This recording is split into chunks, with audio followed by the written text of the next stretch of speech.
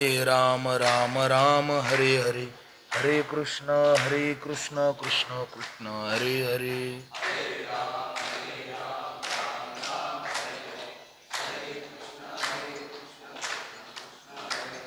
हरे राम राम राम हरे हरे, हरे कृष्ण कृष्ण कृष्ण हरे हरे। तुम्ही संत माय बाप कृपावंत, कायमी पतित कीर्तिवानू, अवतार तुम्हा धराया कारण, उद्धाराये जन जड जीवा। श्रीरामपूर तालुका वारकरी संप्रदाय आयोजित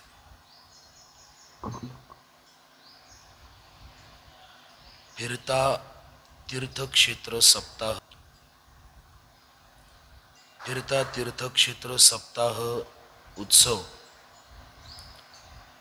आणि या वर्षीचा आपला उत्सव हा श्री क्षेत्र निवासे, श्री क्षेत्र निवासे या ठिकाणी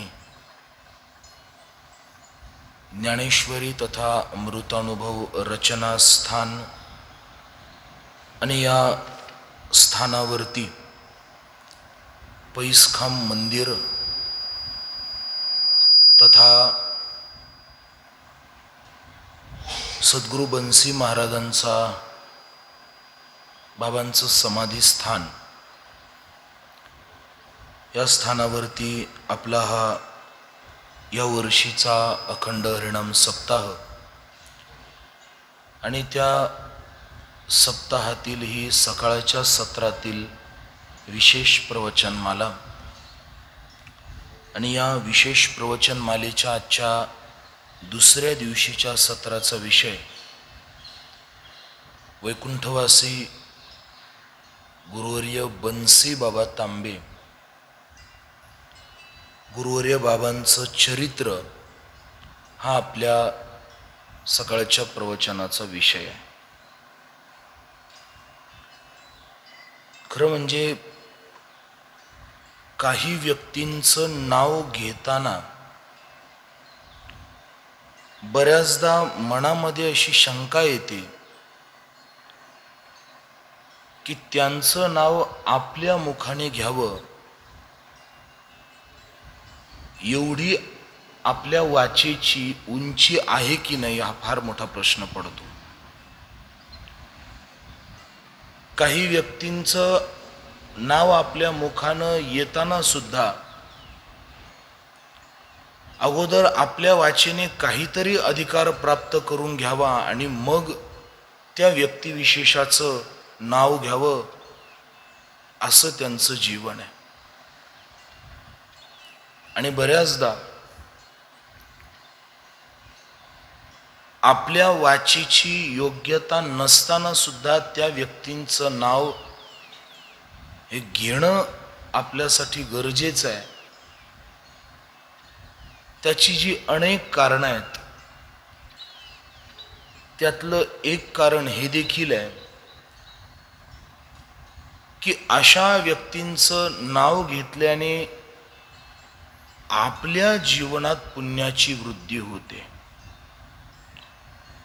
घेता सज्जनांची नावे, परिणाम आपोआप, काहीही विशेष प्रयत्न न करता पुण्यवंत व्हावे।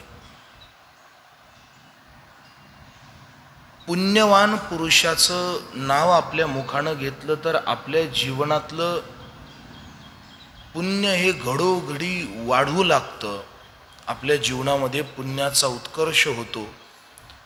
आणि मानवी जीवनाचं थोडंसं जर व्यापकतेने बोलायचं म्हटलं तर मानवी जीवनाचा सर्वोत्कर्ष साधण्याचं एक श्रीमंत ठिकाण म्हणजे संतांचं नाव आहे।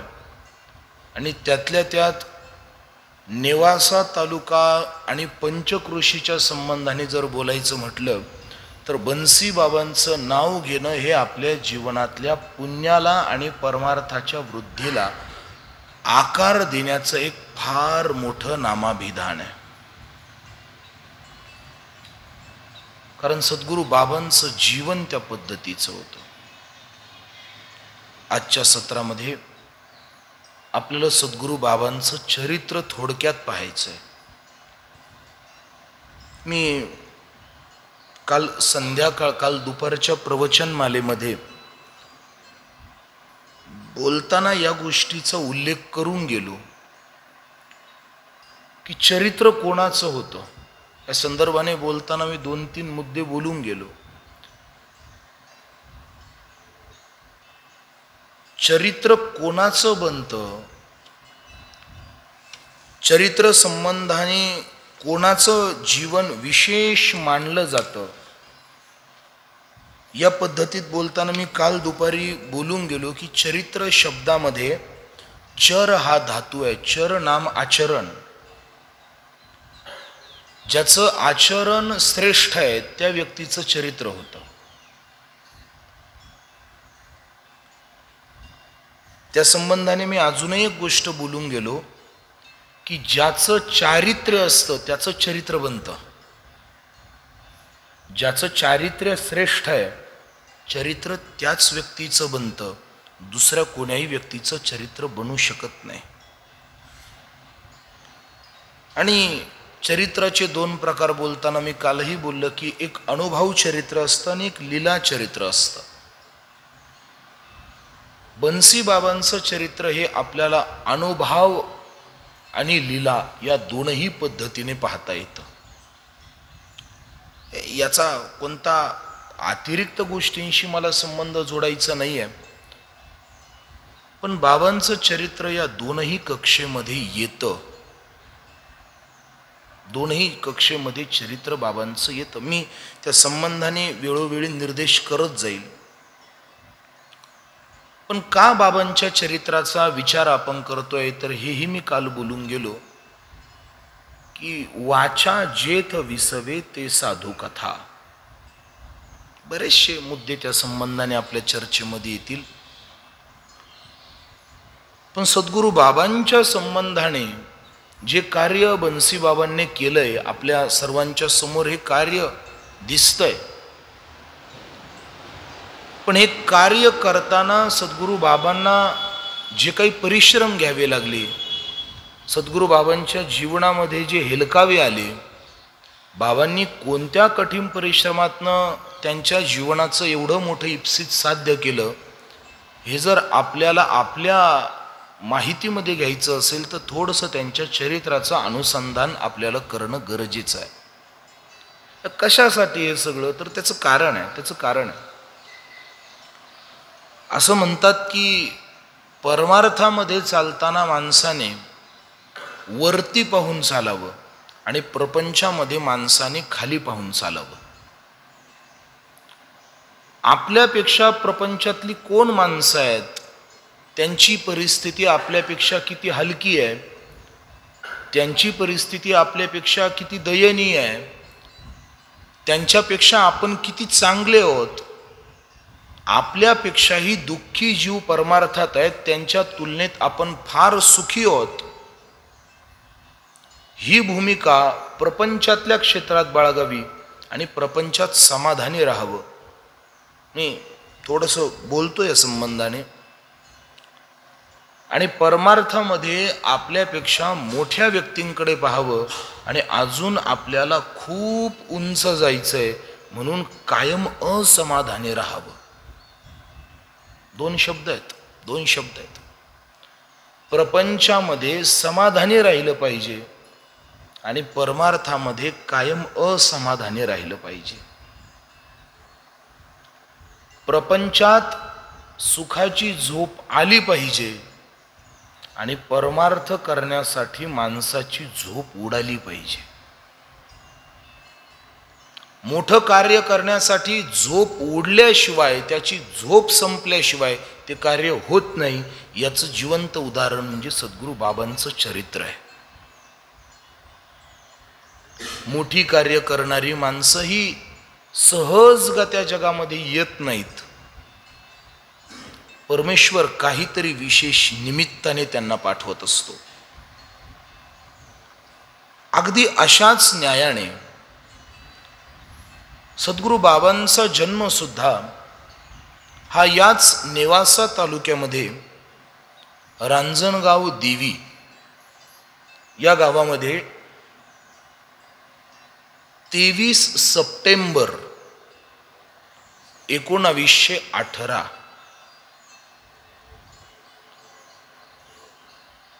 या दिवशी एका माळी कुळामध्ये झाला.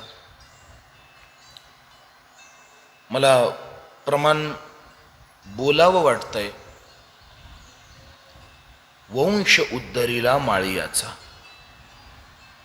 हे काय जातीवाचक बोलायचं नाही, कारण यातायाती धर्म नाही विष्णुदासा, निर्णय तो ऐसा वेदशास्त्री. वैष्णवांची याती वाणी जो आपण भोगितो पतन कुंभपाक. वैष्णवांच्या संबंधाने यातीचं चिंतन जातीचं चिंतन करायचं नसते. पण थोडक्यातच काय खरं म्हणजे जात शब्दाचा अर्थ शास्त्रकारांना फार सुंदर केलाय. एकम नित्यम अनेकानुगतम सामान्यम जातीही. जो एक धर्म अनेकांच्या ठिकाणी सामान्यत्वाने नांदतो त्याला म्हणतात जात. आणि अलीकडच्या काळात कितीही प्रयत्न केले तरी जी जात नाही तिचं नाव थोडक्यात.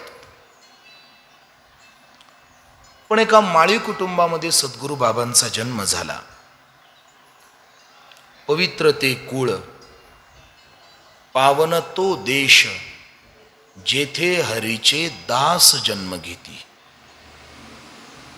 वडिलांचं नाव शंकरराव, पूर्ण नाव शंकर गोविंदराव तांबे, आणि आईचं नाव मंजुळाबाई शंकरराव तांबे. धन्य माता पिता तयाचिया.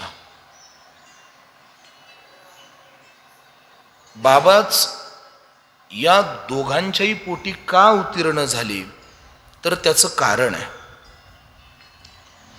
कारण बाबांचे वडील शंकरराव तांबे हे स्वतः एक उत्तम भजनीय होते.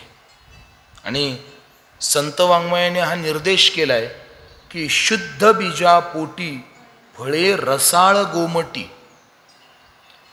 आईबापाचं जीवन जर शुद्ध असेल, कलंक विरहित असेल, चारित्र्य संपन्न असेल तर त्यांच्या पोटी जन्माला येणारी संतती सुद्धा ही विलक्षण असते. मला उदाहरणं देऊन आपला महत्वाचा वेळ घ्यायचा नाहीये, पण मी कायम सांगत असतो, आजच्या पिढीला आपली पुढची पिढी सुखी राहावं असं जर वाटत असेल तर चालू पिढीने परमार्थ करणं गरजेचं आहे. चालू पिढीने परमार्थ केला तर परिणामी पुढची पिढी चांगली बनत असते. आज आपली आर्थिक परिस्थिती जे चांगल्या पद्धतीची आहे, कारण आपल्या जुन्या मंडळींनी परमार्थ केलाय. जुन्यांनी परमार्थ करावा, आपण त्याचं फळ भोगावं आणि आपण परमार्थाचं पुण्य कमावून ठेवावं आणि आपल्या पुढच्यांना ते भोगावं. ही सुखी जीवनाची आणि सुखी कुटुंब व्यवस्थेची शृंखला आहे. थोडक्यातच काय, बाबांचे वडील सुद्धा एक उत्तम वारकरी होते, चांगले भजनी होते. आणि हे संस्कार, हे डीएनए आई वडिलांकडनं मुलांकडं प्रेषण केले जातात. गुरुवर्य बाबांच्या जीवनामध्ये आई वडिलांच्या या चारित्र्य संपन्न आणि वारकरी जीवनाचे तंतू त्यांच्या जीवनात उतरले. आणि हळूहळू त्याच गावचे एक निष्ठावान वारकरी म्हणजे बाबुराव पाटील रासने. बाबुराव पाटील रासने यांचा थोडासा धार्मिक सहवास गुरुवर्य बन्सी बाबांना लाभला. बाबांचं शालेय शिक्षण नेवासा तालुक्यातलंच भानस हिवरे या भानस हिवरे गावामध्ये जवळजवळ 4थी-5वी पर्यंत बाबांचं शिक्षण झालं, साधारणतः 5वी पर्यंत. पण वयाच्या अगदी 10व्या वर्षापासून गुरुवर्य बाबांचं आध्यात्मिक वाचन, आध्यात्मिक श्रवण अतिशय सुंदर होतं. आणि बाबूराव पाटलांबरोबर बाबूराव पाटील रासने त्यावेळची पैठणची महिनावारी करायची. सद्गुरू बाबा सुद्धा त्यांच्याबरोबर पैठणच्या महिनावारीला जायला लागले. गुरुवर्य बन्सी बाबांच्या जीवनातली पहिली वारी ही पैठणची वारी आहे. ही एक नमूद करण्यासारखी गोष्ट आहे. खरं म्हणजे आपला क्षेत्र सप्ताह यावर्षी पैठणवरच होता, पण आपण एक शृंखला आखली. निवृत्ती महाराज नंतर ज्ञानोबा नंतर सोपान काका, नंतर मुक्ताबाई, असं आपण करत जाणार. आणि असं करता करता पैठणमध्ये 1 वर्ष आपला फिरता क्षेत्र सप्ताह होणार. पण गुरुवर्य बन्सी बाबांच्या जीवनातली पहिली वारी ही पैठणची वारी आहे. आणि शांतीब्रह्मनाथ महाराजांची महिन्याची वारी बाबांची सुरू झाली. होती संताची या भेटी, महात्म्यांची भेट होऊ लागली. परमार्थातल्या बीजाला सिंचन सुरू झालं. जे परमार्थाचे गुण गुरुवर्य बाबांच्या जीवनामध्ये त्यांच्या आईवडिलांकडनं उपजत रुजू झाले होते. आता खरं सांगू, विशेष कार्य करणारी माणसं ही देवानं ठरवून पाठवलेली आहेत.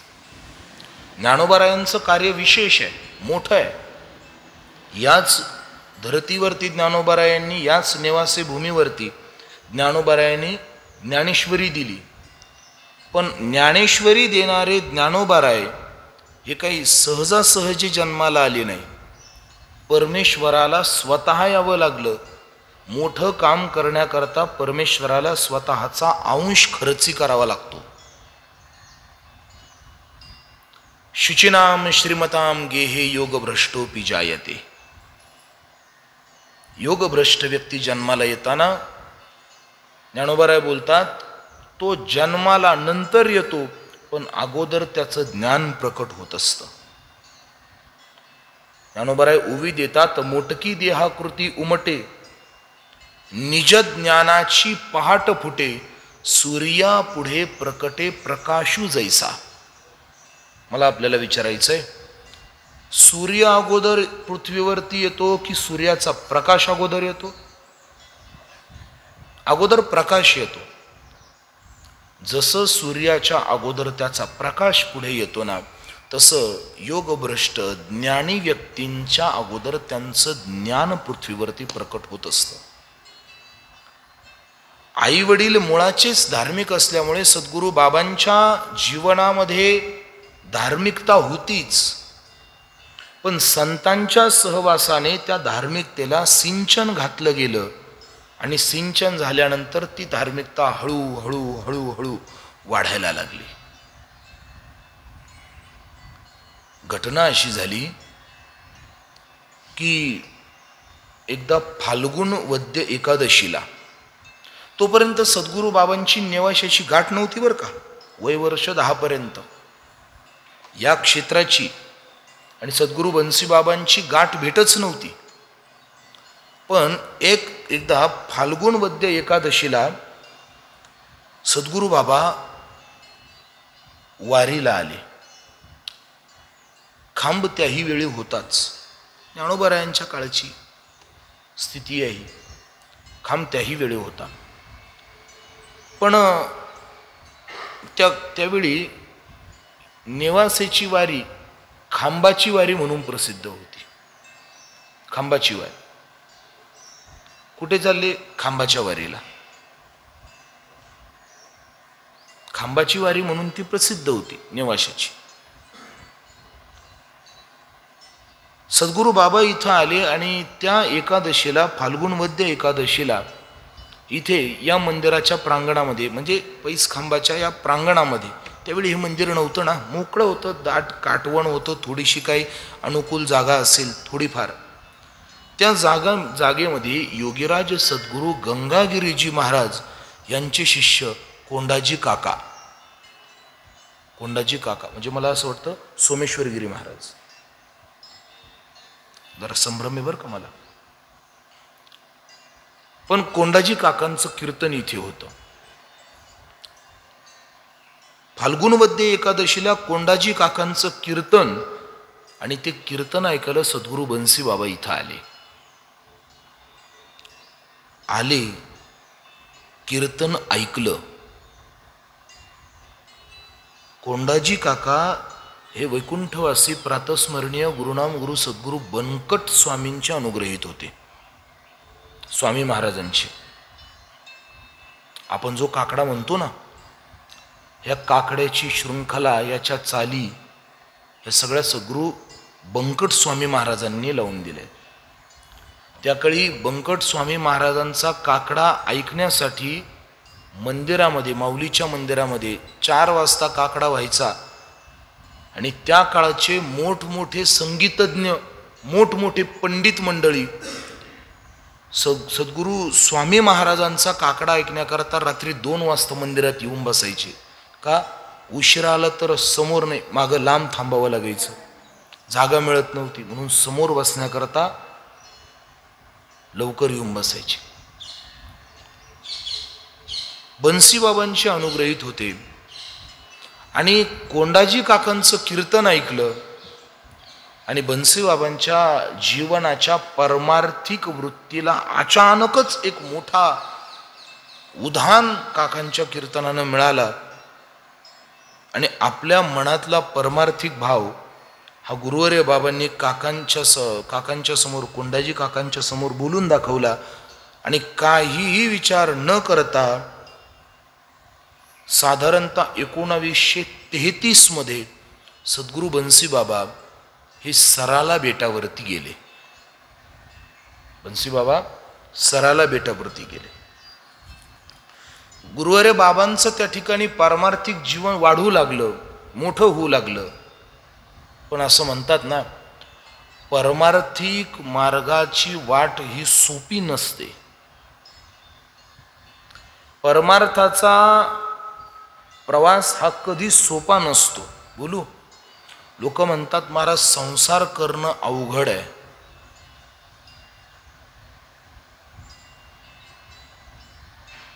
लोक म्हणतात संसार करणं अवघड आहे. मी म्हणतो संसार करणं जरी अवघड असेल, ठीक आहे, संसार करणं अवघड असेल, पण परमार्थ इतकं कठीण नसेल.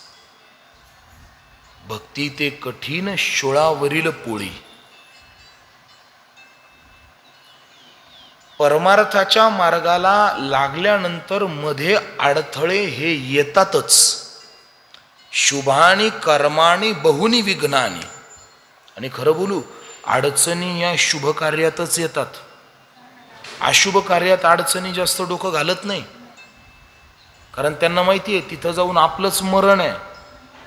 म्हणून अडचणी काही शुभ कार्य, अडचणी वाईट कामात येत नाही, त्या कायम सत्कार्यात येत असतात. आणि गुरुवर्य बाबांचं पारमार्थिक जीवन कोंडाजी काकांच्या सावलीमध्ये सराला बेटावरती वृद्धिंगत होऊ लागलं. आणि घटना अशी घडली की अगदी याच काळामध्ये गुरुवर्य बाबांचे वडील त्या ठिकाणी निवर्तले. आता बाबांचे वडील गेल्यानंतर गावातली मंडळी होतीच. या आपल्या देवस्थानचे सन्माननीय अध्यक्ष आदरणीय अभंग साहेब या ठिकाणी आपल्या चालू उत्सवाला सदिच्छा भेट देण्याकरता आवर्जून या ठिकाणी उपस्थित झालेले आहेत. मी आदरणीय साहेबांचं या ठिकाणी स्वागत करतो. त्यांना विनंती करतो, या. आजच्या प्रवचनमालेचा विषय सद्गुरू बन्सी बाबांचं चरित्र आहे. आणि अगदी या पर्वावरती आपलं येणं हे निश्चित आम्हाला आनंद देणार आहे. म्हणून आपल्या ही उपस्थितीबद्दल अतिशय नम्रतापूर्वक कृतज्ञता व्यक्त करतो.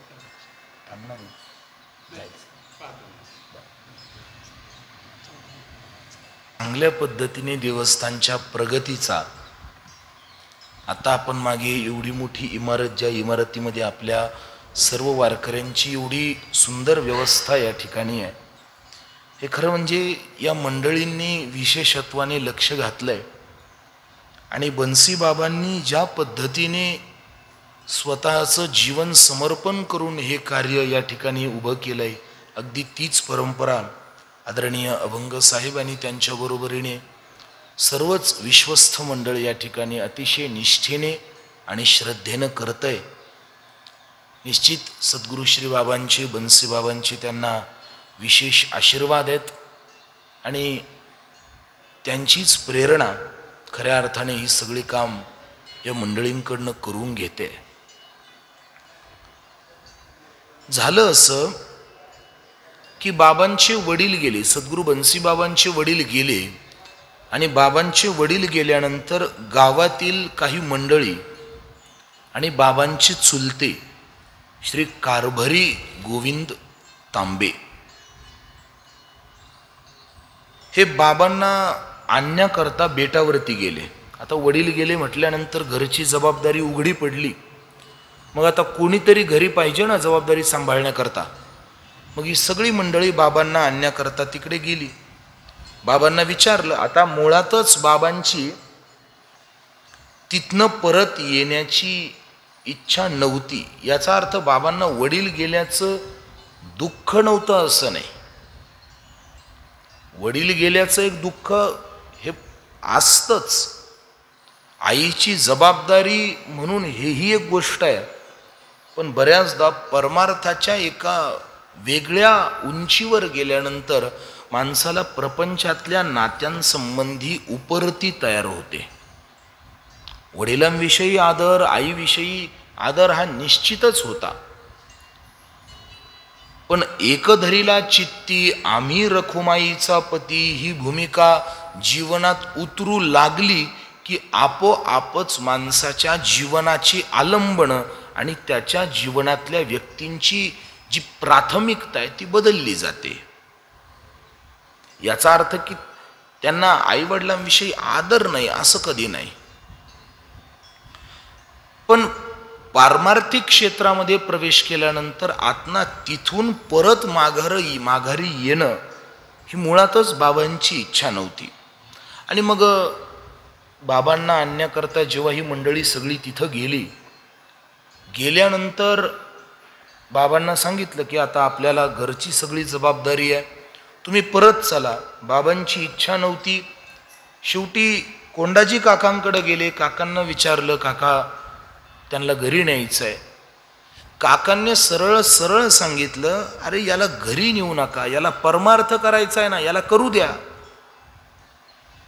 आणि जेव्हा खुद्द कोंडाजी काकाच असं बोलल्यानंतर मग गावच्या मंडळींचा पक्काच नाईलाज होऊन गेला, पक्का नाईलाज होऊन गेला. आणि गेलेली सगळी रांजणगावची मंडळी, बाबांची चुलते हे सगळे तिथनं परत फिरले. आणि त्यानंतर गुरुवर्य बाबा हे सराला बेटावरतीच राहू लागले. आणि त्या काळामध्ये त्यांना त्या ठिकाणी मोठमोठ्या महात्म्यांचा बंकटस्वामी महाराज, लक्ष्मणबुवा इगतपुरीकर, मारुतीबुवा गुरव, मामासाहेब अशा मोठमोठ्या विभूतींचा संघ आणि त्यांची सेवा घडू लागली.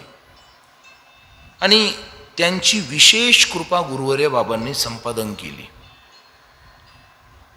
मी कोणत्याही प्रमाणांचा मध्ये अतिरेक न करता, कोणतंही मध्ये आध्यात्मिक चिंतन व्याकरण न घालता सरळ सरळ बाबांचं चरित्र आपल्या समोर मांडतोय. कारण चरित्र मोठं आहे, वेळ कमी आहे. म्हणजे ज्या चरित्रावर 8-8 दिवसाची प्रवचनं होतील इतकं मोठं सद्गुरू बाबांचं चरित्र आहे, ते आपल्याला मोजक्या वेळेमध्ये सांगायचं आहे. त्यामुळं मी कोणतंही त्यामध्ये तात्विक मुद्दे किंवा वाद किंवा एखादी चर्चा किंवा एखाद्या चरित्राच्या संबंधाचा विशेष मुद्दा त्याला प्रस्थापित करून किंवा त्याला विस्तार करून संत प्रमाण जेवढी गरजेची या ठिकाणी सद्बुद्धीने येतील तेवढी, बळच कोणताही विषय चर्चा करता लांबवणार नाही आहे. सरळ सरळ बाबांचं जीवन तुमच्या समोर सांगायचं आहे. कारण आध्यात्मिक चर्चेकरता आपल्याकडे बरेच पैलू आहेत. साधारणतः 1935चा काळ होता आणि या काळामध्ये पहिल्यांदा आषाढ महिन्यामध्ये आपल्या बेलापूरचे भानुदास महाराज बेलापूरकर, त्यांचं मूळ आडनाव हिरवे, भानुदास महाराज हिरवे, आणि ते बेलापूरचे आहेत म्हणून बेलापूरकर. आता तो एक मोठा वेगळा इतिहास आहे. पण त्यांची भागवत महाराज हिरवे बेलापूरकर यांची आणि सद्गुरू बन्सीबाबांची या काळामध्ये भेट झाली. आणि भागवत महाराजांनी त्यावेळी काही वर्षांपूर्वीच नुकतीच संत श्रेष्ठ निवृत्तीनाथ महाराजांची पालखी हातात घेतलेली होती. आता तुम्ही म्हणाल निवृत्तीनाथ महाराजांची पालखी बेलापूरकरांनी हातात, हे काय प्रकरण आहे? थोडीशी वेळ जाईल पण सांगतो. भानुदास महाराज बेलापूरकर ही आपल्या बेलापूरची फार मोठी परंपरा, देगलूरकरांसारखी मोठी परंपरा. भानुदास महाराजांचे मागच्या कितीतरी पिढ्या या अजूनही त्या हिरवेकरांच्या वाड्यामध्ये आपल्याला दिसेल. भानुदास महाराज बेलापूरकर आणि योगीराज सद्गुरू गंगागिरीजी महाराज, थोडीशी आयुष्याची आयुर्मर्यादेची थोडीशी तफावत असेल, पण दोघांचं त्या काळचं चांगलं सख्य होतं. चांगलं तरुण असताना बन्सीबाबांची भानुदास महाराजांच्या वृद्धापकाळात किंवा उत्तर काळामध्ये भेट झाली. पण त्यावेळी या दोन मित्रांमध्ये असं ठरलं, भानुदास महाराज हिरवे बेलापूरकर आणि योगीराज सद्गुरू गंगागिरीजी महाराज यांच्यामध्ये असं ठरलं की बा आपण दोघांनी परमार्थासाठी काय करायचं. तर त्यावेळी योगीराज सद्गुरू गंगागिरी महाराजांनी सांगितलं की मी सप्ताह करतो, तू दिंडी काढ. दोन मित्रांमधला करार, पारमार्थिक करार. मित्रांतले करार असे असले पाहिजेत. मित्रातले करार कसे पाहिजे, मित्रातलं नातं कसं पाहिजे, मित्रातले निर्णय कसे पाहिजेत, हे असे पाहिजेत.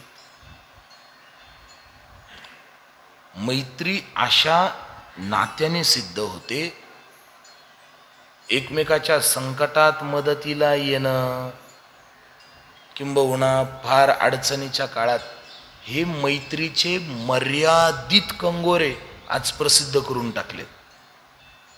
पण मैत्रीचं खरं नातं काय पाहणार. दोन मित्रांनी त्यावेळी करार केला, एक काम कर, तू दिंडी काढ, मी सप्ताह करतो. त्यावेळी योगीराज सद्गुरू गंगागिरी बाबांनी सप्ताह सुरू केला आणि सद्गुरू भानुदास महाराज बेलापूरकरांनी संत श्रेष्ठ निवृत्तीनाथ महाराजांची पालखी हातामध्ये घेतली.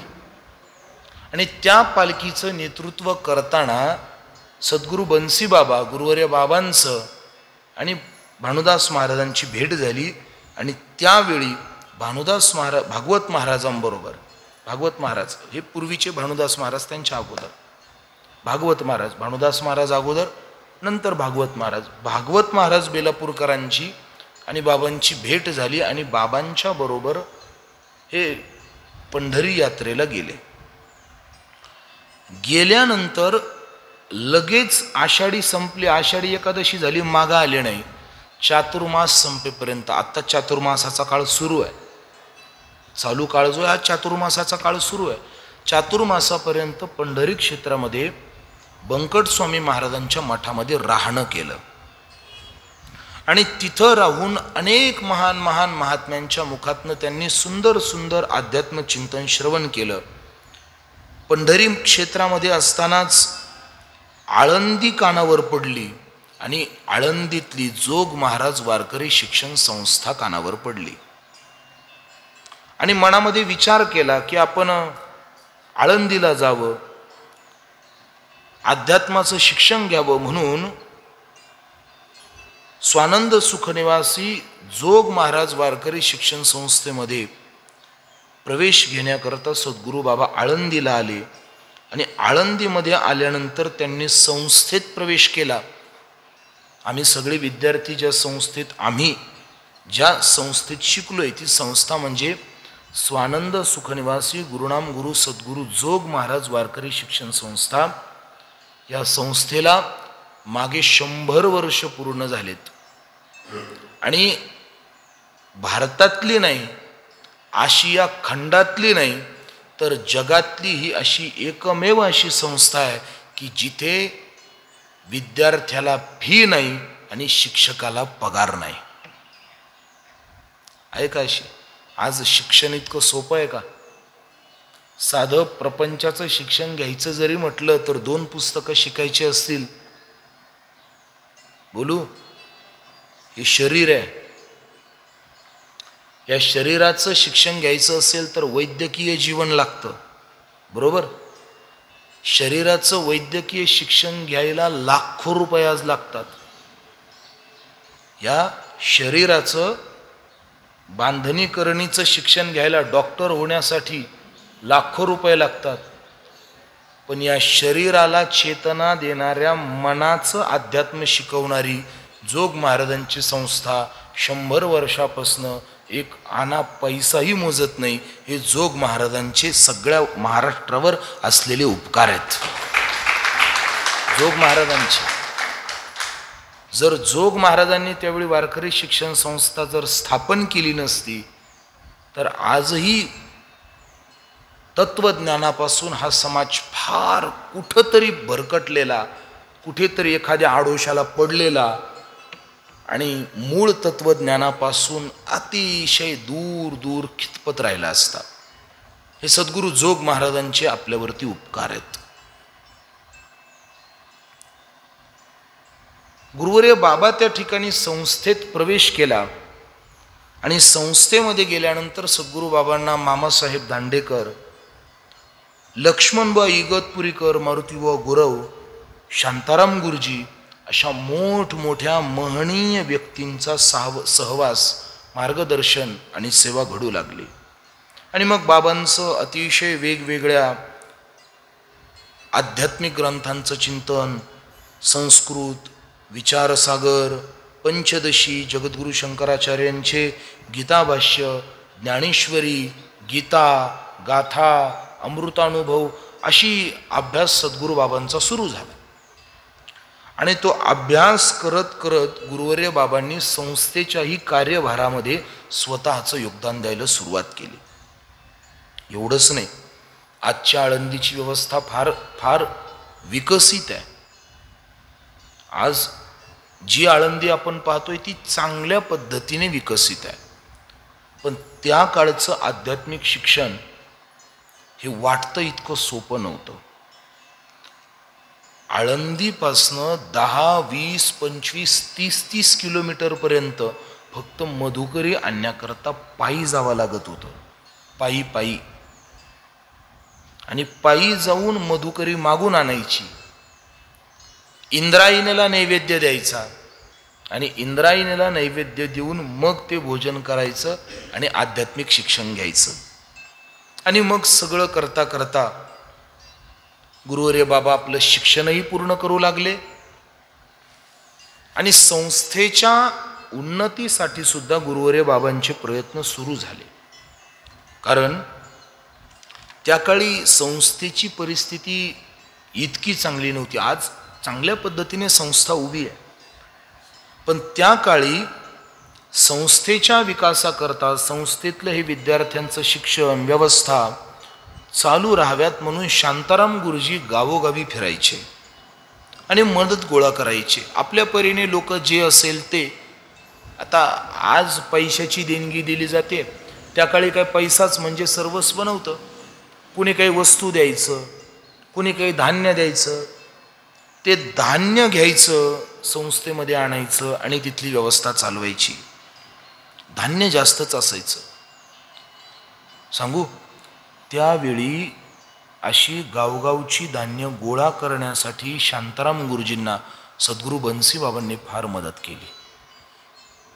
आणि एवढंच नाही, आपल्याला आश्चर्य वाटेल, सद्गुरू बन्सी बाबांनी आपल्या पाठीवरती गोण्या वाहिल्यात. आपल्या पाठीवरती गोण्या सद्गुरू बाबांनी वाहिल्यात.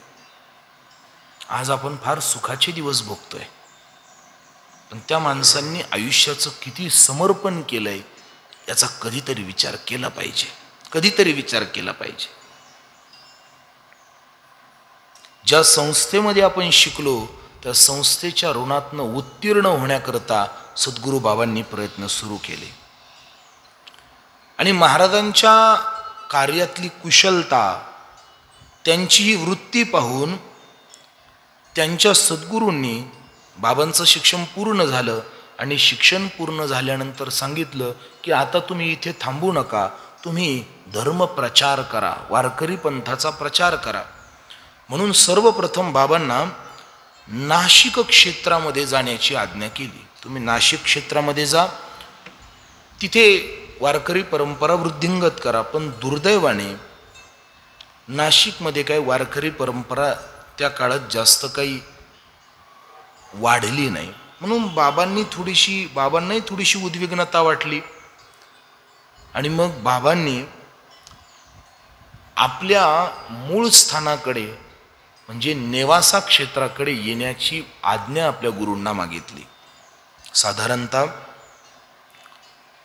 बाबांचा आळंदीवरनं पुन्हा नेवासा क्षेत्राला येण्याचा काळ हा चैत्र वद्य एकादशी आणि जर सालच सांगायचं झालं तर 1939 या काळामध्ये बाबा पुन्हा आळंदीवरनं नेवासा क्षेत्रामध्ये आले. पण इथे आल्यानंतर काही जास्त अनुकूलता नव्हती. म्हणून म्हाळस-पिंपळगाव जे गाव आहेत ना, म्हाळस-पिंपळगाव, त्या म्हाळस-पिंपळगाव गावामध्ये अंजनाबाई काळे यांच्या घरी त्यांनी बाबांना आपल्या घरी राहण्याची विनंती केली. बाबांनी मान्यही केली.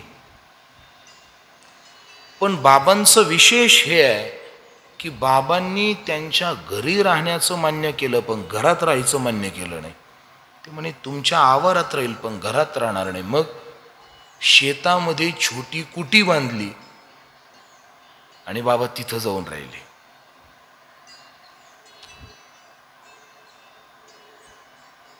तिथं जाऊन आपलं आध्यात्मिक कार्य बाबांनी सुरू ठेवलं. आणि दर वद्य एकादशीला बाबा या पैस खांबाच्या समोर यायचे, कीर्तन करायचे आणि त्यानंतर रात्रभर बाबा इथे जागराला थांबायचे. आपल्याला आश्चर्य वाटेल, सद्गुरू बन्सी बाबांच्या पहिल्या कीर्तनाला फक्त 4 ते 5 श्रोते होते. किती? 4 ते 5. आज मंदिरातले उत्सव चालू असताना पंचक्रोशी येते, एकादशीला इथे गर्दी होते, यात्रा भरते. पण सद्गुरू बाबांच्या पहिल्या कीर्तनाला त्या काळी इथे फक्त 4 ते 5 लोक होती. आणि त्याच्यापेक्षा कुतूहल सांगू, बाबांच्या साथी करता फक्त 2 टाळकरी होते. या माणसांनी किती प्रतिकूल परिस्थितीमध्ये, मी जे मगाशी बोललो ना, प्रपंचामध्ये माणसानं खाली पाहून चालावं आणि परमार्थामध्ये माणसाने वर पाहून चालावं.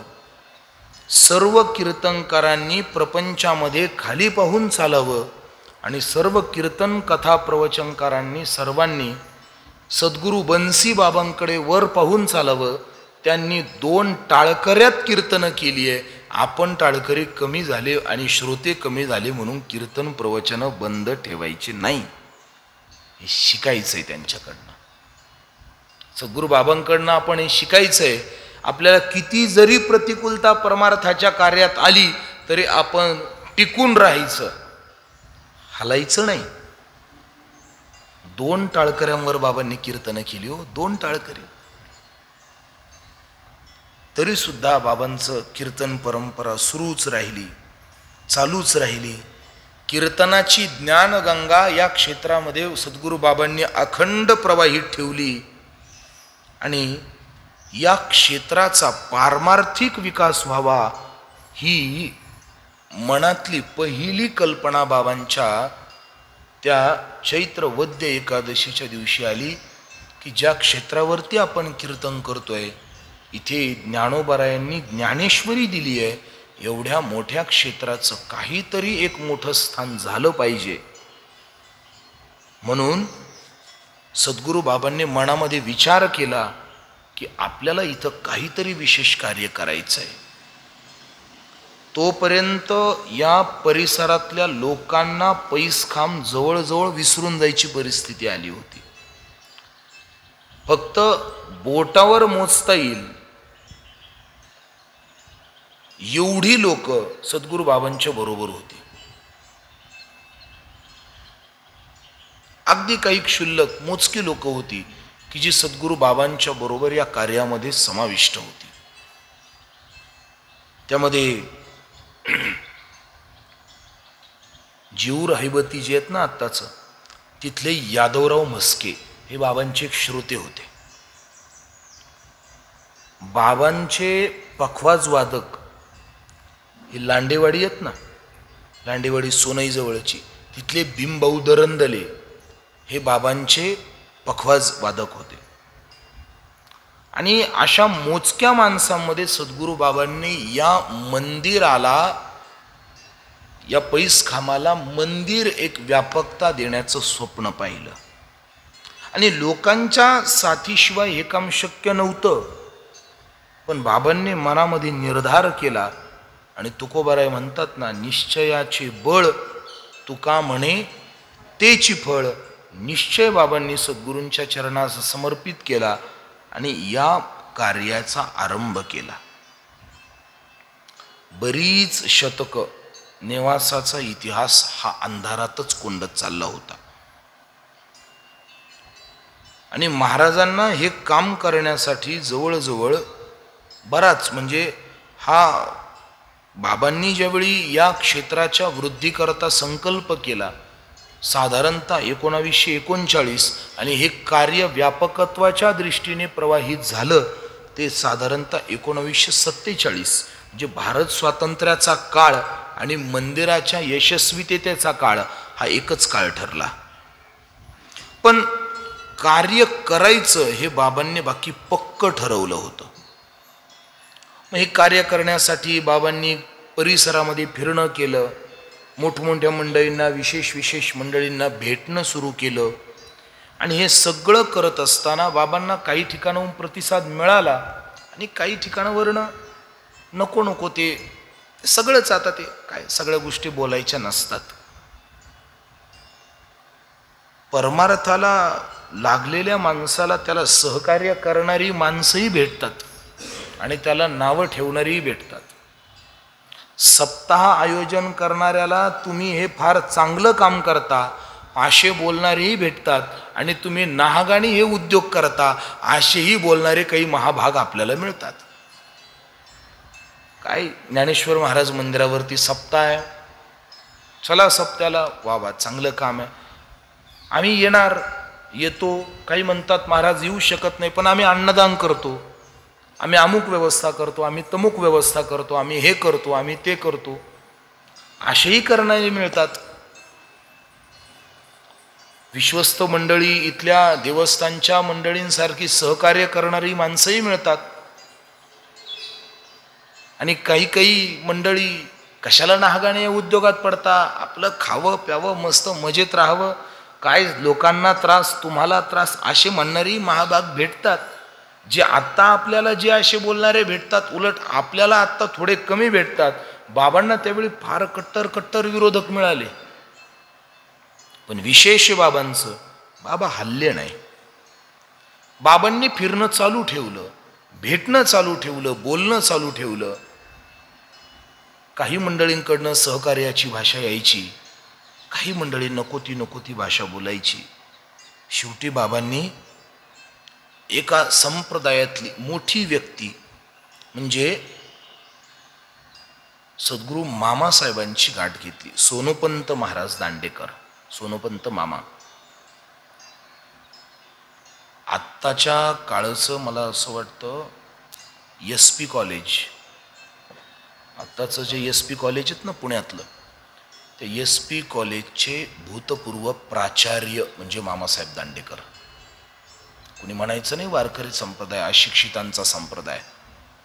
ज्या SP कॉलेज सारख्या मोठ्या महाविद्यालयात आज मुलांची, आधुनिक काळातल्या मुलांची ॲडमिशनसाठी रीक चालली आहे ना, त्या महाविद्यालयाचे प्राचार्य हे सद्गुरू मामासाहेब होते. आणि प्राचार्य पदाला दूर लोटणारी, SP कॉलेजच्या प्राचार्य पदाला दूर लोटून वारकरी संप्रदायाची धुरा हातात घेणारे हे सुद्धा एक विद्वज्जन मामासाहेब म्हणून ही वारकरी संप्रदायाचं भूषण नाक ठरलेत. मामांची भेट घेतली आणि मामांच्या समोर कल्पना उपस्थित केली की महाराज, ज्या ज्ञानेश्वरीवर आज सगळा महाराष्ट्र कीर्तन करतो, प्रवचन करतो, वारकरी संप्रदाय चाललाय, ज्या ज्ञानेश्वरीवर भगवत प्राप्तीची साधना सुकर होते, ज्या ज्ञानेश्वरीसारखी, ज्ञानेश्वरीसारखी टीका जगाच्या पाठीवर सापडत नाही हो. गीतेवर ज्ञानेश्वरीसारखी टीका, थोडं बोलू त्या संबंधाने. मला माहिती आहे आता चरित्र फार शिल्लक आहे, मी थोडंसं पुढं सांगेल, पण बोलेल थोडंसं. ज्ञानेश्वरी सारखा अप्रतिम ग्रंथ ज्याच्या जगात, या जगाच्या पाठीवर, ऐकताय ना सगळे, या जगाच्या पाठीवर असा विषय नाही आहे, या जगाच्या पाठीवर असा मुद्दा नाही आहे की ज्याची चर्चा ज्ञानोबरायाने ज्ञानेश्वरीमध्ये केली नाही. या जगाच्या पाठीवर असा मुद्दा सापडणार नाही. आपल्या आयुष्यात असा कोणताच प्रश्न नाहीये की ज्याचं उत्तर आपल्याला ज्ञानेश्वरीत सापडणार नाही. आयुष्यात अडचणी आल्या, आयुष्यात संकट आली, खचून जायचं नाही. ज्ञानोबराय आपल्याला सांगण्याकरताच बसलेले, घरी यावं, ज्ञानेश्वरी उघडावी. वाक्य बोलू, एक ऐका बरं का, ऐका. आयुष्यात किती मोठं संकट येऊ द्या, एक काम करायचं, घरी यायचं, ज्ञानेश्वरी हातात घ्यायची, ज्ञानेश्वरी उघडायची. मी म्हणणार नाही अमुक अध्याय उघडा, तमुक अध्याय उघडा, जमणार नाही. जो हाताला येईल तो अध्याय उघडा, जो हाताला येईल ते पान घ्या, जी हाताला सापडेल ती उवीसा. 100% सांगतो, ज्या उवीपाशी जाल ती उवी तुम्हाला तुमच्या आयुष्यातल्या संकटाचं उत्तर देईल. ही ज्ञानोबरायांची वैचारिक श्रीमंती आहे. ती ओवी उत्तर देईल, ती प्रत्येक ओवी उत्तर देते. एवढा ज्ञानेश्वरी सारखा दिव्य ग्रंथ, त्या ग्रंथाचं स्थान असं लोकांपासून परक राहू नये ही सद्गुरू बाबांची इच्छा त्यांनी मामांच्या समोर उपस्थित केली. आणि त्यावेळी सद्गुरू मामांनी खूप सहकार्य खऱ्या अर्थाने या मंदिराला केलंय. आणि या मंदिराची सर्वांगीण परिस्थिती सुधारावी म्हणून त्या काळी 16 जून, खरं म्हणजे या मंदिराचं परिपक्व वातावरण 1947 सालामध्ये 16 जूनच्या तारखेला या मंदिराचा एक नवीन परिपक्व वातावरण तयार झालं. आणि तुम्हाला त्याच्यापेक्षा आश्चर्याची गोष्ट सांगू, त्या काळी बाबांचं वय होतं फक्त 30 वर्ष. वयाच्या 30व्या वर्षी बाबांनी हे वैभव उभं करण्याचं सगळं मोठं काम केलंय. बाबांबरोबर बरीच माणसं त्यावेळी होती, बरीच माणसं होती. परिसराच्या तालुक्यांमध्ये प्रचार झाला.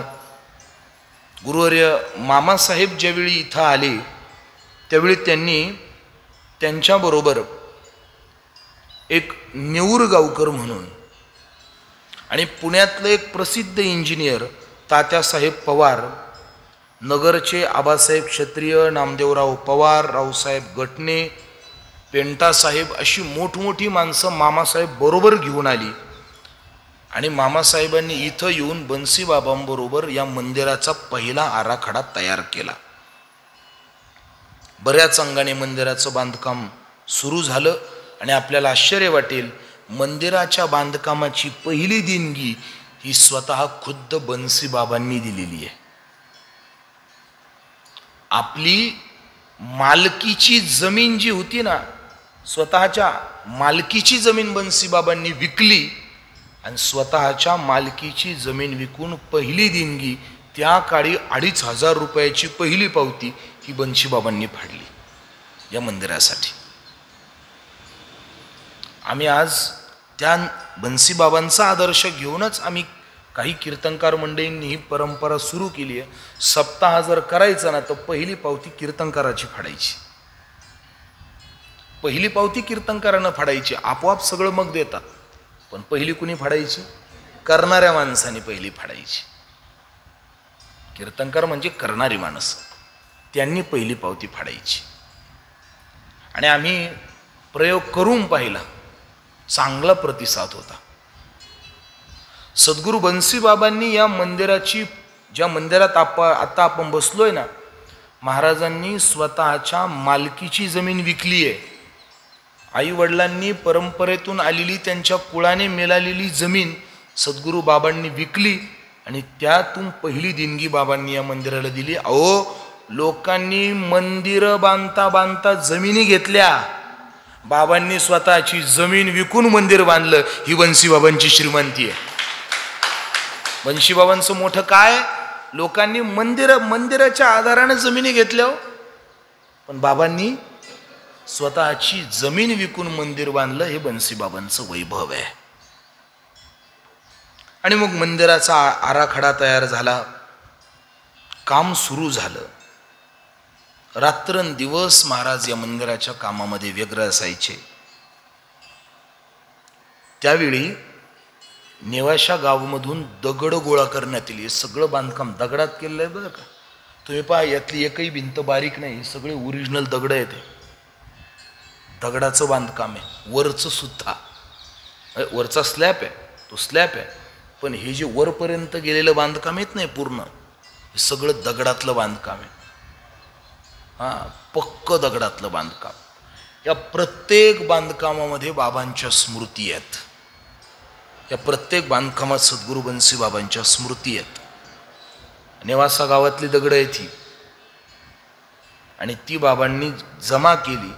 आणि भानसिवरे गावातले उत्तम शिल्पकार, म्हणजे आपल्या भाषेत गवंडी, त्या कालचे गवंडी, नानाभाऊ वंजारे, शांतवन वंजारे, त्यांचे बरेच सहकारी एकत्र केले आणि मंदिराचं काम सुरू झालं.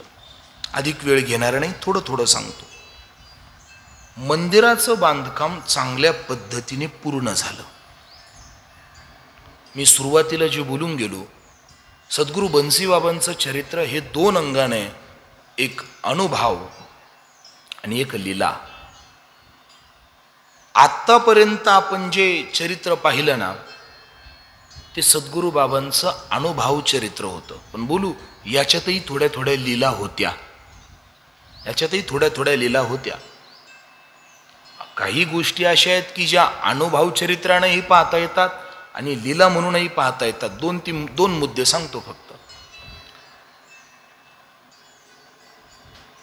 स्वतःच्या जीवनात परमार्थाची वृत्ती गाढी झाल्यानंतर, आपले जन्मदाते वडील गेल्यानंतर सुद्धा परत प्रपंचामध्ये येण्याची वृत्ती न राहणं, ही सुद्धा बन्सीबाबांच्या जीवनातली परमार्थिक लीलाच आहे.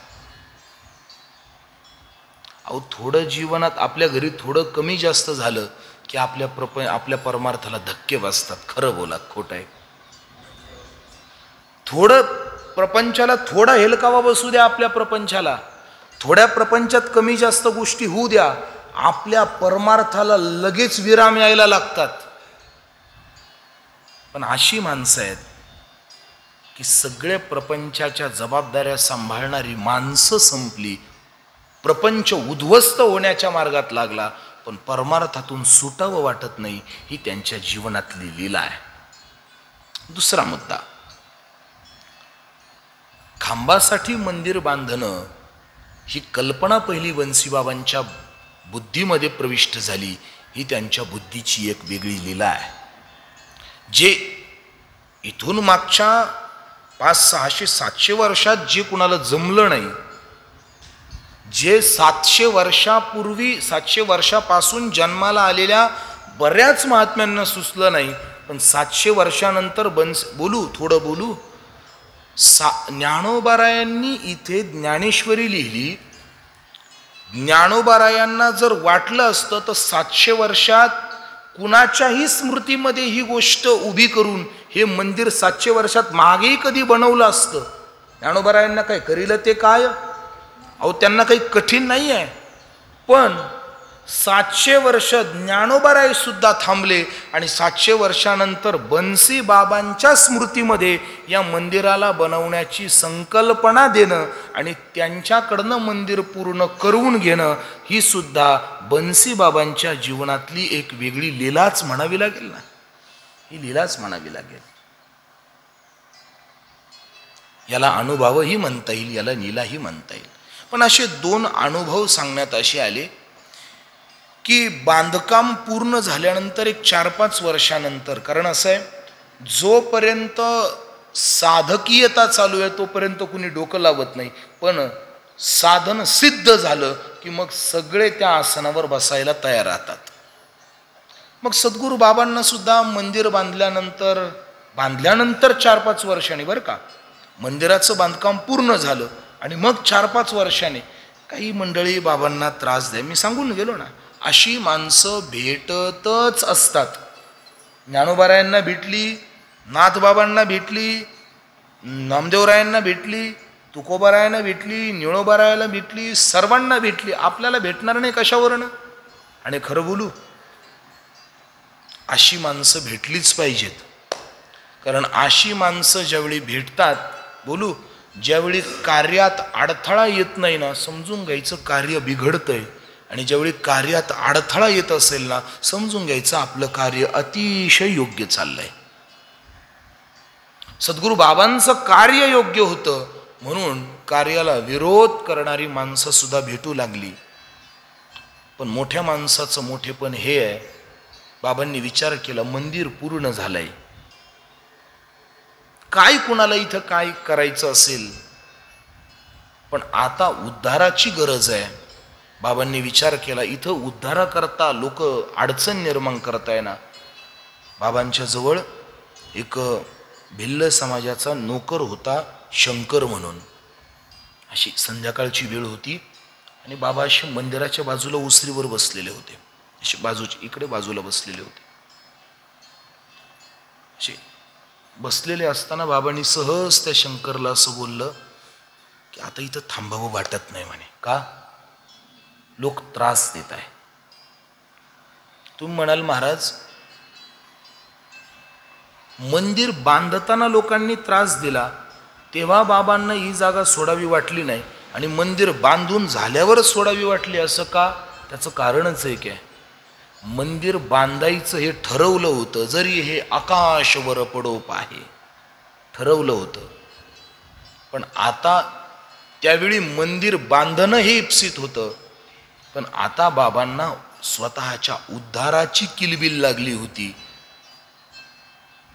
अडथळा वाटत होता लोकसंपर्क, म्हणून बाबांनी त्याला सहज बोलले, आता इथं थांबावं वाटत नाही म्हणे. एवढं वाक्य बाबांचं निघालं. संध्याकाळची वेळ होती, कंदील लावलेला होता. एवढं वाक्य बाबांचं आलं, आता इथं थांबावं वाटत नाही. तेवढ्यात झालं की एक असा लख्ख दिसणारा व्यक्ती या मंदिराच्या प्रवेशद्वारातनं, आता आपण जिथे मी पाठ करून बसतोय ना, या बाजूने असं समोर आला, मोठ्याने बोलला, हेच ते मंदिर का? एवढा आवाज दिला. बाबांनी सांगितलं, हो हेच मंदिर. तो व्यक्ती मध्ये गेला. त्या व्यक्तीच्या चेहऱ्यावर विशेष चकाकी होती. त्याच्या देहकांतीतनं प्रकाश झळकत होता. हे सद्गुरू बाबांचा अनुभव आहे बरं का, सद्गुरू बन्सी बाबांचा अनुभव आहे. आणि ती व्यक्ती मंदिराच्या गाभाऱ्यामध्ये गेली. गाभाऱ्यात गेली. बाबा आपले उद्विग्नतेने त्या विचारामध्ये मग्न होते. काय करावं त्यांनाही कळत नव्हतं. आणि त्यामुळे ते काही आले त्या व्यक्तीकडे गेलेही नाही, तिथेच बसून राहिले. ती व्यक्ती बराच वेळ आतमध्ये होती. नंतर काही वेळाने ती व्यक्ती बाहेर आली. त्या व्यक्तीने मंदिराचा चौफेर नजर मारली. बाबांनी त्या व्यक्तीकडे पाहिलं आणि सद्गुरू बाबांची नजर त्या व्यक्तीवर पडल्या ती व्यक्ती तिथल्या तिथी दिशेनाशी झाली. बाबा गडबडून उठले. बरंच शोधलं पण ती व्यक्ती सापडली नाही. बाबांनी निश्चित जाणून घेतलं, अरे मंदिर ज्ञानोबारायांनी बांधून घेतलं, पण याची सेवा करायची सोडून लोकांचा विचार करून मी निघून जात होतो. ज्ञानोबारायांनी बांधून घेतलं इथपर्यंत जबाबदारी नाही. जोपर्यंत तुझ्या देहात प्राण आहे तोपर्यंत तुला इथं थांबायचंय. ही चेतना ज्ञानोबाराय आपल्याला देऊन गेले. ही भूमिका बन्सीबाबांनी जाणली, स्वीकारली आणि हे क्षेत्र सोडण्याचा विचार डोक्यातनं काढून टाकला. ज्ञानोबारायांनीच आपल्याला ही चेतना दिली. हा बाबांच्या जीवनातला एक चमत्कारिक प्रसंग होता, लीला चरित्र. दुसरा एक प्रसंग जो त्या काळी बऱ्याच व्यक्तींनी पाहिला, एकट्याने नाही बऱ्याच व्यक्तींनी. हे जे स्लॅब आपले आहेत ना, त्या स्लॅबचं काम चालू होतं आणि या स्लॅबचं काम चालू असताना बऱ्याचशा जवळजवळ 200 सिमेंटच्या गोण्या इथं पडलेल्या होत्या आवारामध्ये, मंदिराच्या आवारात. अचानकच ढग जमा होऊन आलं आणि अचानकच ढग जमा होऊन येऊन पाऊस सुरू झाला. आता स्लॅबचं काम चालू स्लॅबवरती पाऊस पडल्यावर स्लॅब राहील का? पण विशेष हे एकट्या माणसाने नाही बरं का, हे त्यावेळी बऱ्याच जणांना पाहिलं. सगळीकडे पाऊस पडत होता पण मंदिराच्या आवारात पाऊस पडत नव्हता. हे विशेष. हे काही एकट्या माणसाने पाहिलेली घटना नाहीये, त्या काळाच्या बऱ्याच लोकांनी पाहिलेली आहे. बऱ्याच लोकांनी, स्वतः त्या कामगारांनी ही आश्चर्याची घटना पाहिली. त्या काळी या घटनेची खूप चर्चाही झाली होती. नंद मंदिराचं बांधकाम पूर्ण झालं, अशा काही घटना आल्या. या मंदिराचा पाया हा मी ज्या परंपरेत शिकलो, सद्गुरू श्री गुंडा महाराज देगलूरकर, सद्गुरू श्री धोंडा महाराजांनी या मंदिराच्या पायाची पूजा केली आणि मामासाहेब दांडेकरांनी याचं कलशाचं काम केलं. काय झालं, ऐकलेला प्रसंग आहे बरं का, आम्ही जुन्या कीर्तनकारांकडे ऐकलेला आहे. खरं म्हणजे या मंदिराच्या पायाभरणीच्या वेळी धोंडा महाराजांनाही निमंत्रित केलेलं होतं आणि सोनोपंत मामा दांडेकरांनाही निमंत्रित केलेलं होतं या मंदिराच्या पायाच्या वेळी. पण काय झालं, मामांची प्रकृती बिघडली आणि मामांची प्रकृती बिघडल्यामुळे मामांनी सांगितलं की आता कार्य थांबवू नका, धोंडा महाराज आहेत ना, धोंडा महाराजांकडनं भूमिपूजन करून घ्या. धोंडा महाराज इथं आले, भूमिपूजन झालं आणि भूमिपूजन झाल्यानंतर धोंडा महाराजांनी बोलताना असं एक वाक्य वापरलं. हे मी मोठ्यांकडनं ऐकलेलं आहे बरं का, सद्गुरू श्री शेखर महाराजांकडनं बऱ्याचदा प्रवचनात हे वाक्य ऐकलेलं आहे. धोंडा महाराज असं बोलता बोलले, ते म्हणले बरोबर आहे. मामासाहेबांनी सांगितलं की पायाची पूजा धोंडा महाराजांच्या हस्ते करून घ्या, आम्ही कळसाच्या कार्यक्रमाला येऊ. धोंडा महाराज बोलले बरोबर आहे म्हणे, पायाला धोंडाच लागतो म्हणून धोंडा पाठवला आणि कळसाला सोनं लागतं म्हणून सोनोपंत कळसाला येणार आहेत. हे त्या काळचं महाराजांचं वाक्य होतं, विनोदाने ऐकलेलं आहे, परंपरेमध्ये ऐकलेलं आहे. आणि मग बन्सी बाबांनी जसं मी सांगितलं, आपल्या स्वतःची जमीन विकून 2,500 रुपयाची पहिली देणगी दिली आणि बाबांच्या नावावर फक्त 9,000 रुपये शिल्लक राहिले. तिथून पुढचं सगळं आयुष्य बाबांनी त्या 9,000 रुपयांच्या व्याजावर काढलं. कसं काढलं असेल त्यांचं त्यांना माहिती. त्याच्या व्याजावरती बाबांनी पुढचं आयुष्य काढलं. लोकांनी नंतर भरपूर देवस्थानाला देणग्या दिल्या, पण बाबांनी त्यातल्या एका रुपयालाही हात लावला नाही आणि मंदिराच्या कोणत्या व्यवस्थेलाही स्पर्श केला नाही. आपल्या नावावर जेवढी रक्कम आहे त्याच्यात बाबांनी स्वतःचं जीवन घातलं आणि त्याच्यावर बाबांनी आपल्या जीवनाचा बहुतांश काळ पाहिला. आणि शेवटी नंतर बाबांच्या निमित्ताने इथं बरीच मंडळी येऊ लागली. महाराष्ट्रातली मोठमोठी महनीय मंडळींचं या ठिकाणी येणं झालं, त्यांचं थांबणं झालं. त्यांच्या सर्वांच्या येण्याने ही भूमी पवित्र झाली, पावन झाली, कार्य पूर्ण झालं. आणि कार्य पूर्णत्वाच्या नंतर मोठी माणसं कामापुरती येतात, विशेष काम घेऊन येतात, काम करण्यापुरती येतात आणि काम झालं की निघून जातात. बाबांच्या शेवटच्या काळाच्या कीर्तनामध्ये बाबा सहज वाक्य बोलून जायचे, बस ज्ञानोबारायाने ज्याच्याकरता जन्म दिला होता तेवढं काम पूर्ण झालं, आता इथे थांबणं नाही, माझी वळकटी बांधून तयार आहे, जेव्हा निरोप येईल तेव्हा फक्त बसायचं आणि निघून जायचं, बाकी काही करायचं नाही. अगदी देह धर्म पुढे पुढे पालटत चालला. बाबांची प्रकृती बिघडली. अगदी शेवटच्या काळामध्ये बाबांना कावीळ झाली आणि त्यामध्येच बाबांच्या लिव्हरला सुद्धा सूज आली. कसे कसे दिवस काढले, कधी अन्न मिळालं असेल, कधी नसेल. लोक म्हणतात महाराज एवढा परमार्थ केला आणि असं का? महाराज, परमार्थ हा वेगळा विषय आणि शरीर धर्म हा वेगळा विषय आहे. परमार्थ हा वृत्तीचा विषय आहे आणि शरीर धर्म हा एक वेगळा विषय आहे. त्या काळी या मंदिराच्या उभारणीकरता किती दिवस कुठं काय अन्न मिळालं असेल, कुठं कसे फिरले असतील, किती अनुकूल वातावरण मिळालं असेल, किती प्रतिकूल संकटांना सामोरं जावं लागलं असेल, कधी खायला मिळालं असेल, कधी उपवाशी झोपले असतील, कोणाला कधी बाहेर पडू दिला नाही.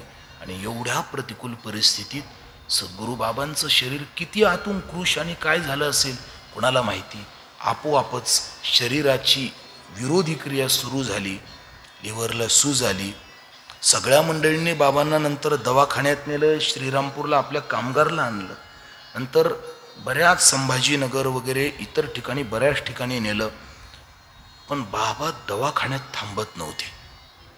सकाळी दवाखान्यात नेलं का बाबा म्हणायचे नाही मला इथे ठेवू नका, मला मंदिरात न्या. हा बरं का, बाबा काय म्हणायचे, मला इथे ठेवू नका, मला मंदिरात न्या, मला इथे दवाखान्यात ठेवू नका म्हणायचे. बाबांना तिथे राहावं वाटत नव्हतं आणि बाबांना काही जरी झालं ते म्हणायचे मला तिथे जायचं नाही, माझा अंतकाळ जवळ आलाय, मला दवाखान्यात जायचं नाही, मला माझ्या मंदिरात जायचं आहे, माझा प्राण मला मंदिरात सोडायचा आहे, माझे प्राण इथेच गेले पाहिजे, मला माऊलींच्या जवळ सोडा, असं बाबा बोलायचे. बाबांचा 76वा वाढदिवस होता आणि 76वा वाढदिवसाच्या शेवटच्या व्याख्यानामध्ये कीर्तनामध्ये बाबांनी एक वाक्य वापरलं. त्या महोत्सवाच्या दिवशी बाबा बोलले, ते असं म्हटले, तुम्हाला सांगू, तुम्ही मंदिरावर खूप प्रेम करा, ज्ञानेश्वरी वाचा, तुमचं कल्याण होईल. हे सद्गुरू बन्सीबाबांचं वाक्य आहे. प्रकृती पूर्ण गंभीर झाली आणि अखेर आश्विन महिन्याच्या शेवटच्या काळामध्ये 25/10/1994 सकाळच्या मंगल वातावरणामध्ये साधारण सकाळी 6च्या दरम्यान सद्गुरू बाबांनी आपला देह ठेवला आणि बाबांनी निरोप दिला होता की मला दुसरीकडे कुठे देऊ नका. ज्ञानोबाराय आजही या खांबाला बसलेले आहेत म्हणे, मला माझ्या ज्ञानोबारायांच्या समोर जागा द्या. बाबांनी आपल्या समाधीची जागा अगोदर सांगून ठेवलेली होती आणि जिथे बाबांनी सांगितलं आज त्याच ठिकाणी सद्गुरू बन्सीबाबांची समाधी आहे. आपल्या पाठीमागे इथे सद्गुरू बाबांची समाधी आहे. आजही सद्गुरू बन्सीबाबा त्या समाधीमधनं ज्ञानोबारायांकडे पाहताय, ज्ञानोबाराय बन्सीबाबांकडे पाहताय तुम्ही म्हणाल महाराज कशाला ज्ञानेश्वरी पारायण, कशाला अमृत अनुभवाचं पारायण? एकच वाक्य बोलतो आणि थांबतो. ज्ञानोबाराय समोरून बाबांकडे पाहतायत, बाबा मंदिरातून ज्ञानोबारायांकडे पाहतायत. बाबांची ज्ञानोबारायांची नजर आहे. फक्त बाबांना ज्ञानेश्वरी पठन करण्याकरता आज देह नाहीये. मग बाबांना ज्ञानेश्वरी पठन करण्याकरता देह नाही, पण बाबांनी ज्ञानेश्वरीचं मंदिर आपल्याला दिलंय ना. बाबांना ज्ञानेश्वरी पठन करण्याकरता, सद्गुरू बाबांना अमृतानुभव पठन करण्याकरता आज देह प्राप्त नाही ना. बाबांना आज ज्ञानेश्वरी अमृतानुभवाकरता देह प्राप्त नाही. म्हणून बाबांची ज्ञानेश्वरी आणि अमृतानुभव पठणाची इच्छा ही आपण पूर्ण करायची आहे. म्हणून आपण ज्ञानेश्वरी वाचायची आहे, म्हणून आपण अमृतानुभव वाचायचा आहे. त्यांनी आपल्याला ज्ञानोबाराय प्रकट करून दिलेत. ज्ञानोबारायांची कूस आपल्याला दिली आहे. फक्त बाबांची ज्ञानेश्वरी पठन व्हावी, अमृतानुभव पठन व्हावं, हे काम आता आपण करायचं आहे. सद्गुरू बन्सी बाबांचं हे दिव्य चरित्र अतिसंक्षिप्त वेळेमध्ये आपल्यासमोर उपस्थित करण्याचा प्रयत्न केला. प्रवचनमालेला याच ठिकाणी विराम देऊ. पुंडलिक वरदे हरी विठ्ठल. श्री ज्ञानदेव तुकाराम पंढरीनाथ भगवान की जय. माऊली ज्ञानेश्वर महाराज की जय. शांती ब्रह्म एकनाथ महाराज की जय. जगद्गुरु तुकाराम महाराज की जय. सद्गुरु बन्सी महाराज की जय. सद्गुरु जोग महाराज की जय. विठ्ठल विठ्ठल विठ्ठल विठ्ठल विठ्ठल विठ्ठल विठ्ठल विठ्ठल.